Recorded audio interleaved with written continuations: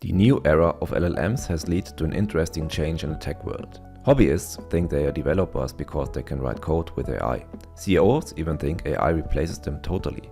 Both see a machine writing code and assume that's the job, but it actually never was. Writing code is only the tip of the iceberg, and below are 9 levels that decide whether your software survives or burns. This is what everyone sees. You prompt, you get the code, it runs. The vibe coder calls it done. But the engineer calls it the easy 10%, the syntax. But the job of a software developer is everything underneath. Generating code is quite easy, but understanding it is another discipline. So the vibe coder pastes the error back into the chat and hopes.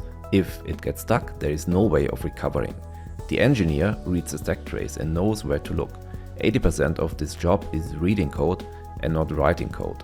If you vibe coded before, you probably ask yourself, why does the AI break something every time it changes one thing? The answer is no structure. Everything is coupled to everything. A vibe coder will ask, how do I build this? But an engineer will ask, where does this belong? That's the difference between a project that dies in 3 months and one that grows. I've read multiple articles where someone stated, oh, the AI deleted my feature, deleted my production database. Yeah, because you have got no safety net. You need Git, you need branches, you need commits, you need pull requests. That is not an optional extra. So the vibe coder hopes that the next prompt won't break anything, but the engineer makes small, manageable and traceable commits. Engineers not only build something, but they also take the correct requirements for an application. Build me an app for a booking appointment. That sounds simple as a prompt. But what about double bookings? Do you want your customers to pay twice for a single booking? They won't be so happy. What about cancellations, time zones, holidays? So the vibe coder ships the happy part and calls it a product. But the real engineer thinks about the edge cases. He extracts the correct business rules. An AI can implement a spec, but it can't tell you if the spec is wrong. That's the engineer's job. What is also very important is the architecture of a system. Now it's not about code, it's the decisions that shape the whole system. The data model, which entities, which relationships. Do you want to build a monolith or a microservice? SQL or no SQL? Sync or async? The vibe coder says, the AI suggested that way. But the engineer knows every choice has got a trade-off for performance, for security, for cost, and totally owns it. AI will show you options, but the decision is yours. As engineers, we just don't build features, we also build safety nets around the features. So if we add something new, the tests should still be green. A vibe coder will test later, if ever.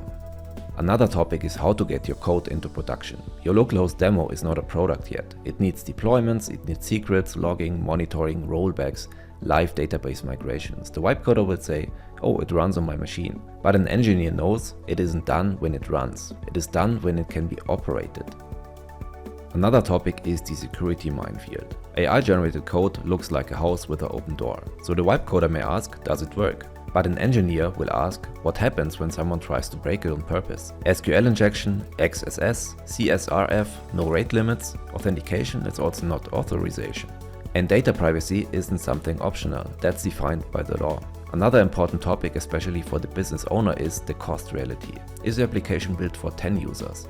But what happens then if 100,000 show up? Everything will collapse. But what if you build your application for 100,000 users, but only 10 show up? Then the bill will eat your budget. As an engineer, you don't want to build the most impressive solution. You want to build the most sensible one. The next level is the ownership layer. That layer isn't even technical. The vibe coder will build exactly what he was asked. But a good engineer will tell the stakeholder that a new feature that takes 2 weeks, if implemented the way it's suggested, will take 2 months of technical depth later. And that might be okay. So we have to stand behind our decisions, even the wrong ones. So the TLDR of this video is vibe coding automates the tip of the iceberg, and that's good. But everything below the surface is what makes you a real engineer. AI can be a multiplier. The more of the iceberg you understand, the more powerful AI becomes as a tool. So my suggestion is start at the tip, but don't stay there.